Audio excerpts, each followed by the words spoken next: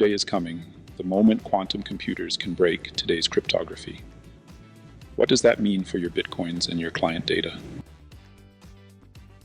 The quick answer: your coins are not in danger today. The real threat comes with Q-Day, when a fault-tolerant quantum computer can forge ECDSA signatures. That will force a hard fork migration to post-quantum cryptography within the next decade. Your client data, however, is already at risk. Intercepted traffic can be stored now and decrypted later. The classic harvest now, decrypt later threat.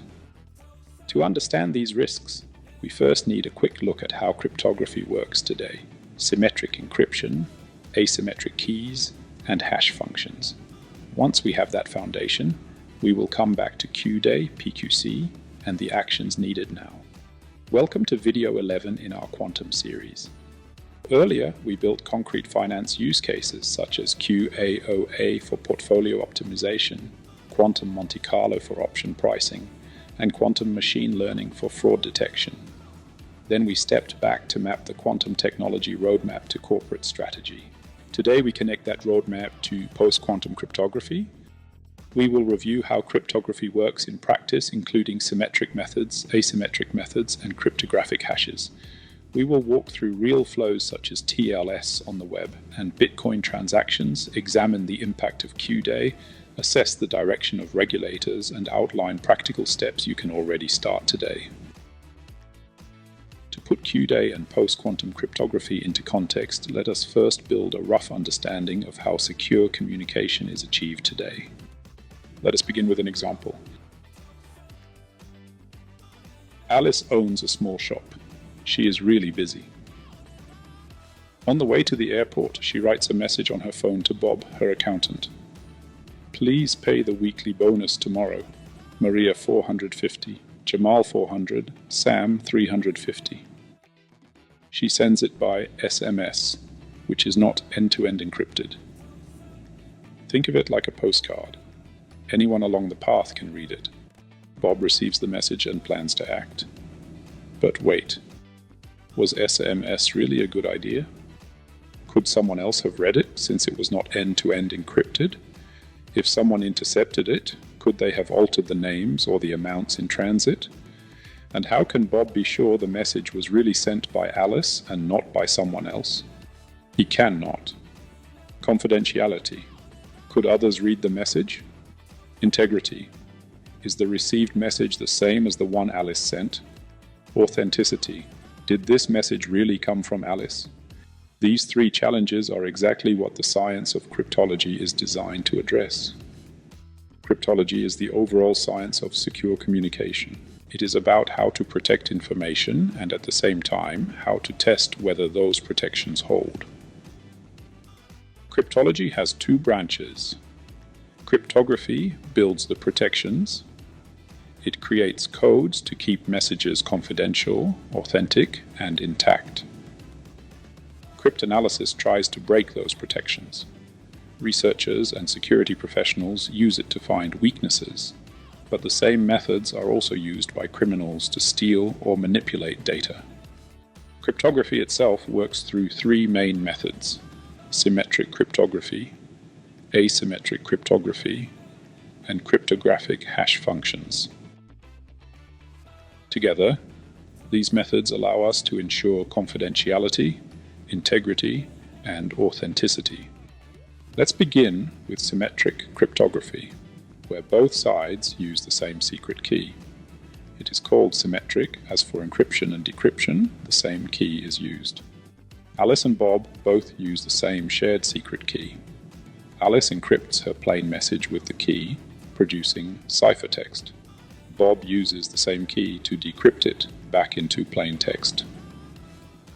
Symmetric cryptography is very fast and efficient. With modern algorithms like AES, it is highly secure and even supported directly by hardware accelerators. But there is one big challenge. Both parties must already share the same secret key. Even if the encryption itself is very secure, if someone can intercept the key during the exchange, all messages can be decrypted. That is why we need asymmetric cryptography for safe key exchange. Instead of one shared key, Alice and Bob each have their own private key and a matching public key. The private keys are secret. Nobody except for the owners will ever know it. Alice can encrypt a message to Bob using Bob's public key, and only Bob can decrypt it with his private key. The same works in reverse. Asymmetric cryptography is very secure, well studied, and allows secure communication without any pre-shared secret, but there are trade-offs. It is slower and less efficient than symmetric cryptography, and it requires larger key sizes to reach the same level of security. The problem is that after Q-Day, Shor's algorithm allows a quantum computer to derive the private key directly from the public key in RSA and ECC, something that is impossible with classical computers. We have seen symmetric and asymmetric cryptography. The third method is different. It is not about encrypting, but about creating a fingerprint of the data, a hash. A hash function takes any text or data as input and produces a unique number of fixed size. For example, 256 bits with SHA-256 as used in Bitcoin. Hashes are very fast, efficient, and secure when modern algorithms are used, but by themselves they do not provide confidentiality or authentication. They must be combined with encryption or digital signatures to be useful for security. Their role is to ensure integrity, by letting us check that the data has not been changed. Now let us put all three methods together into one secure message. Alice writes a message. She makes a hash of the message. For example, with SHA-256. This is the integrity fingerprint. Why does this ensure integrity? Because Bob can make the same hash on the received message. If the two do not match, he knows the text has been altered. Then, Alice signs that hash with her private key. This creates a digital signature that proves authenticity. Why does this ensure authenticity? Because when Bob verifies the signature with Alice's public key, and it produces the same hash, he knows that only someone with Alice's private key could have created that signature. Since her private key is secret, the signer must be Alice.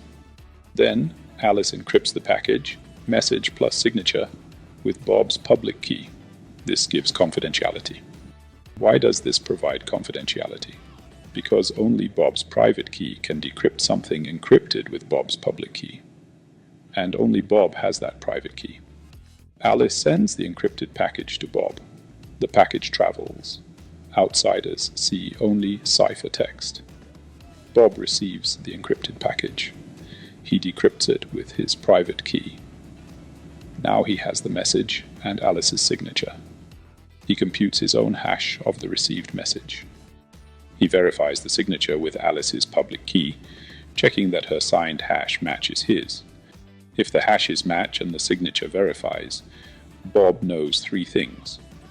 The message stayed intact, the signer was Alice, and only he could read it. The result: confidentiality from encryption to Bob's public key, integrity from the hash, and authenticity from Alice's signature. In practice, Alice and Bob do not perform these steps manually. All of this happens automatically inside secure email systems, messaging apps, or banking software. Private keys are kept securely on the owner's device or hardware token, while the public key infrastructure distributes and validates the public keys. In this example, two methods are used. A hash function, SHA-256, creates a fingerprint of the message for integrity. Asymmetric cryptography, RSA or ECC, is then used to sign and encrypt. Together, these two methods provide confidentiality, integrity, and authenticity. In the last example, we saw how Alice can send Bob a secure message using signatures, hashing, and encryption. Now let's take another example. How cryptography is used when your browser connects to a website using TLS, slightly simplified. You start your browser and type in a web address. The browser and the web server first exchange a client hello and server hello message, which are still unencrypted. Then comes the handshake. The browser authenticates the server by checking its certificate using the public key infrastructure. At the same time, both sides agree on a unique symmetric session key, usually through ephemeral Diffie-Hellman with elliptic curves. Once this handshake is complete, the actual session begins. From then on, all data exchanged between the browser and the server is encrypted using that symmetric session key, ensuring confidentiality and integrity.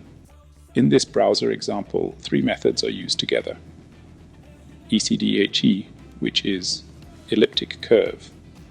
Diffie-Hellman ephemeral is the asymmetric method used to agree on a unique session key. SHA-256 is the hash function used in the handshake to ensure integrity. And AES-128 is the symmetric algorithm that protects all of the data once the session is established. These three methods combined give us confidentiality, integrity, and authenticity on the web. As another example, let us look at how cryptography secures a Bitcoin transaction. This flow is also slightly simplified for didactic reasons. Alice instructs her wallet app to send 1 Bitcoin to Bob's wallet. The wallet checks her available unspent transaction outputs, UTXO, and creates a transaction in plain text.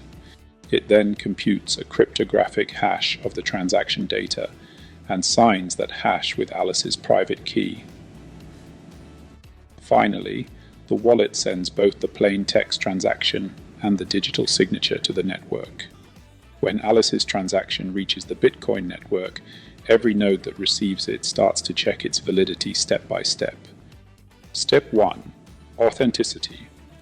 The node verifies Alice's digital signature using the public key included in the transaction input and checks that it corresponds to the address that held the coins. If the signature matches, it proves that the transaction could only have been created by someone who holds Alice's private key. That establishes that the transaction really comes from Alice. Step 2. Integrity. The node creates its own hash of the plain text transaction and compares it with the hash value that Alice signed. If they are identical, the message has not been tampered with. Even a tiny change in the transaction would lead to a completely different hash. Step 3. Funds. The node checks whether Alice actually has enough Bitcoin to send. To do this, it looks up the so-called unspent transaction outputs, or UTXO, linked to Alice's address. If these unspent outputs are still available and large enough to cover both the transfer and the transaction fee, the funds check passes. If all three checks succeed, authenticity, integrity, and sufficient funds, the transaction is valid. The node then forwards it into the mempool, the pool of all pending transactions waiting to be confirmed. From there, miners pick transactions from the mempool, bundle them into a block, and add that block to the blockchain through the consensus mechanism. At that point, Alice's payment to Bob is officially confirmed. In Bitcoin, two cryptographic methods are used. SHA-256 is the hash function that creates a fingerprint of the transaction. Elliptic curve cryptography, here with the curve SECP256K1, is used for digital signatures. Alice's wallet signs the hash with her private key. The network then checks integrity by hashing the transaction again and verifying Alice's signature with her public key. These two methods together give integrity and authenticity to every Bitcoin transaction. But all of this security rests on asymmetric cryptography, currently RSA and elliptic curves. And these are exactly the methods that quantum computers will be able to break on Q-Day. So what exactly is Q-Day? It's the moment when a quantum computer becomes powerful enough to break RSA or ECC, the cryptographic methods that secure almost everything we do online. At that point, confidentiality and authentication systems built on public key cryptography collapse. And there's a second dimension, retroactive risk. Data being intercepted and stored today can be decrypted later. This is what's called harvest now, decrypt later. It means sensitive information already in the hands of adversaries may suddenly become readable once Q-Day arrives. Why is this so relevant? Because public key cryptography underpins nearly all of digital life. Personal communication, your email, WhatsApp, and messaging. Web security, browser sessions, logins, and passwords. Payments, credit card data, and online transactions. Privacy and health records. Corporate confidentiality, from client IDs to contracts and strategies. And even cryptocurrencies and digital assets. Their wallets and signatures are based on these same algorithms. If current encryption is broken, these pillars collapse. That's why Q-Day is a systemic risk, not just for banks and governments, but for all of digital society. The good news: post-quantum cryptography has already been developed and is in the process of standardization. Unlike RSA or ECC, no efficient quantum algorithm is known that could break PQC. Importantly, PQC methods are classical algorithms, not quantum computing techniques. What are the key ingredients for Q-Day? To break RSA 2048 with Shor's algorithm, we'd need roughly 1,700 to 4,000 logical qubits. With today's overheads, that means somewhere between 170,000 and 20 million physical qubits, plus much lower error rates, longer coherence times, and efficient T-state distillation. You find a detailed explanation for these terms and also the projected timeline in my video 10 on the quantum roadmap. Have a look if you are interested. What do the experts say about timeline for Q-Day? The MIT Quantum Index projects a window in the mid to late 2030s, depending on progress in error correction. McKinsey's Quantum Monitor points to a broader range from the early 2030s up to 2040. The consensus is clear. It's not a question of if, but when, and preparation takes years. And we have to remember the harvest now, decrypt later risk. Encrypted data intercepted today can be stored and decrypted once quantum computers are strong enough. That means sensitive communications, contracts, and client data are already today exposed with a time lag of a few years. So the bottom line, Q-Day is unlikely before 2030, but plausibly between 2032 and 2040. Preparation must begin now because data is already being harvested. To understand the impact of Q-Day, let us look at the main cryptographic methods in use today and how they stand against quantum computers. Asymmetric cryptography is used to authenticate the counterparty and to establish symmetric session keys. Examples are RSA, still in use but older, and elliptic curve methods like ECDSA for signatures and ECDHE for key exchange. RSA relies on prime number factorization, and ECC relies on discrete logarithms on elliptic curves. New methods take different approaches. Crystal's Kyber for key exchange, and Crystal's dilithium, and Falcon for signatures are lattice-based schemes. They use high-dimensional polynomial lattices with modular arithmetic, where recovering the secret is as hard as problems like the shortest vector in a high-dimensional lattice. These constructions are more complex and typically require longer keys and signatures than RSA or ECC. For example, RSA 2048 has a public key of about 256 bytes. ECC has a key of 32 to 64 bytes only, while a dilithium signature is around 2 to 3 kilobytes and Kyber keys are in a similar range. Sphinx Plus is different. It is hash-based, relying only on the hardness of cryptographic hash functions. It is slower and produces even larger signatures, up to tens of kilobytes, but it is a conservative fallback option. Symmetric cryptography is used to encrypt the actual session content once a secure channel has been established. The most common methods are AES, widely supported in hardware, and CHA-20, often preferred on mobile devices. Security comes from the size of the secret key. AES with 128-bit keys is considered strong today, and AES-256 offers an even higher margin of safety. Even quantum computers cannot efficiently break symmetric cryptography. They only reduce the effective strength somewhat, which is why larger keys are recommended. Hash functions like SHA-2, SHA-3, Blake2, or Blake3 are used alongside to provide integrity and authenticity. They act as fingerprints of the data, making any change immediately visible. Now let us check which methods are actually in use on the Internet today. The answer is practically all of them, except for the very new ones we just discussed. TLS stands for Transport Layer Security. It is the standard protocol that secures almost all Internet traffic today. For example, when you see the small lock symbol in your browser.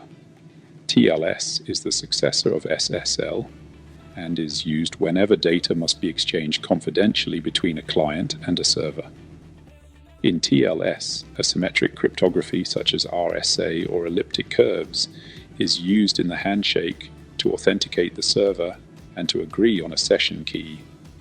Once the handshake is complete, symmetric encryption with AES or ch20 protects the content of the session, while hash functions like SHA-2 ensure integrity. Now Bitcoin. Bitcoin relies on two cryptographic methods. SHA-256 is the hash function that secures transactions and links the blocks together. Elliptic curve cryptography, specifically ECDSA on the curve SECP256K1, is used for digital signatures. Together, they provide integrity and authenticity for every Bitcoin transaction. It is important to remember that Bitcoin does not use confidentiality. All transactions are stored in plain text on the blockchain. What cryptography ensures here is authenticity and integrity, not secrecy. Now let us look at the impact of Q-Day on today's cryptographic methods. Both groups of asymmetric methods in use today, RSA and ECC, will be broken by Shor's algorithm once a sufficiently powerful quantum computer exists. At that point, they can no longer provide confidentiality, authenticity, or secure key exchange. For symmetric cryptography, algorithms like AES and ch20 are not broken, but Grover's algorithm weakens them by effectively halving their bit strength. AES 128, for example, would drop to only 64 bits of effective security.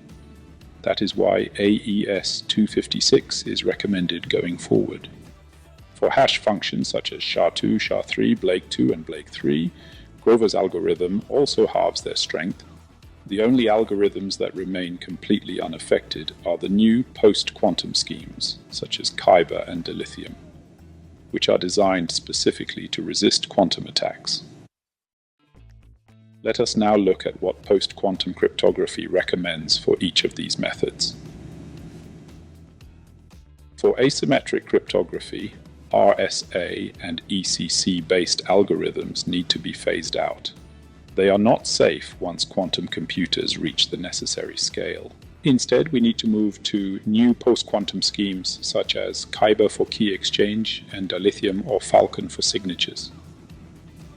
For symmetric cryptography, AES and ch20 remain secure, but with reduced strength due to Grover's algorithm. The recommendation is to move to 256-bit keys. AES 256, for example, is considered sufficient even after Q-Day. For hash functions, SHA-2, SHA-3, Blake2, and Blake3 remain usable, but their effective strength is also halved. SHA-256, for instance, provides 128-bit quantum security, which is acceptable. For ultra-high security applications, moving to larger digests such as SHA-512 can be considered. In short, phase out RSA and ECC, upgrade symmetric keys to 256 bits, keep modern hash functions, and adopt new post-quantum algorithms like Kyber and dilithium. Be aware of two important points. First, crystals, kyber, and dilithium are strong candidates, but they still need standardized infrastructure. Full deployment across browsers, servers, and devices is a work in progress. Second, symmetric ciphers like AES only remain safe after Q-Day if their keys have not already been exposed through broken RSA or ECC key exchanges. In other words, the encryption is secure, but the key exchange must also be quantum safe. Now that we understand how cryptography works, what methods are in use, and what the impact of Q-Day will be on the Internet and Bitcoin, let us take a data perspective. We must look at this not only from a technical angle, but also from the view of regulators and business risk. Regulators are starting to publish clear guidance and timelines for the migration to post-quantum cryptography. For example, the UK's National Cybersecurity Centre has set out a roadmap. By 2028, organizations should define their migration goals, conduct a full discovery exercise to understand dependencies on cryptography, and build an initial plan. By 2031, the first high-priority migration step should be carried out, and by 2035, the full migration of all systems and services to quantum-safe cryptography should be complete. And now, the European Union. In June 2025, the EU published its roadmap for the transition to post-quantum cryptography. By the end of 2026, all member states are expected to have taken the first steps, establishing national PQC transition roadmaps and initiating pilots for high and medium risk use cases. By 2030, the next steps must be implemented. High-risk use cases should already have migrated to quantum-safe solutions. Medium-risk pilots should be completed, and quantum-safe software and firmware upgrades should be enabled by default. And finally, by 2035, the transition for both medium and low-risk use cases should be complete. In short, the EU is asking its member states to start now, with a clear expectation of full PQC adoption by the mid-2030s.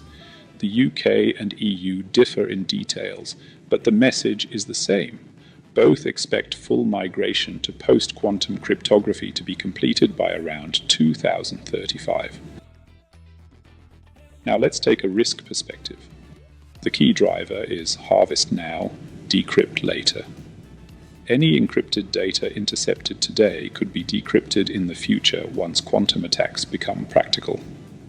The exposures include client PII and KYC data, authentication keys, internal credentials, contracts, and even sensitive trading strategies. For a medium-sized bank in Switzerland, the UK, or the EU, the assumed impact of such breaches is about $500 million Swiss francs. This includes regulatory fines capped at roughly 300 million, operational costs of around 100 million, and commercial losses of a similar scale. With a 50% probability over a 12-year horizon, discounted at 8%, the expected present value of avoided loss by migrating to post-quantum cryptography is about 100 million Swiss francs. Let me explain again what harvest now, decrypt later means. Data sent today, or even last year if intercepted and stored, can be decrypted in the future once quantum computers are powerful enough. So, ask yourself, if this message were opened in a few years, what harm would it cause? Bank statements, health records, board minutes, contracts, authentication material, all could be exposed. If secrecy must last longer than today's cryptography, it is at risk. In reverse, for Bitcoin, harvest now, decrypt later is not relevant because it is about confidentiality. And Bitcoin does not use confidentiality, only integrity and authenticity. That means your Bitcoins will remain safe until the very Q-Day. But after that, once elliptic curves are broken, they will no longer be secure. If no countermeasures are taken, adversaries can forge transactions from your wallet to theirs. And they will, be assured. The only durable protection is for the Bitcoin community to migrate through a hard fork to post-quantum cryptography before Q-Day. So, while Bitcoin faces its own specific challenge at Q-Day, for companies and regulators, the broader concern is clear. Sensitive data sent today may be exposed tomorrow. That makes post-quantum migration a business risk, not just a technical one. To stay informed and explore how quantum computing impacts finance and business, visit my website at qubit-lab.ch. There you will find all videos in this series, supporting material, and further updates. If you found this video helpful, please push the like button and subscribe to the channel so you won't miss the next episode. If you would like to explore opportunities or exchange ideas on the impact of quantum computing, feel free to contact me. This is not about the technology itself, but about its business impact. Thank you for watching, and see you in the next video.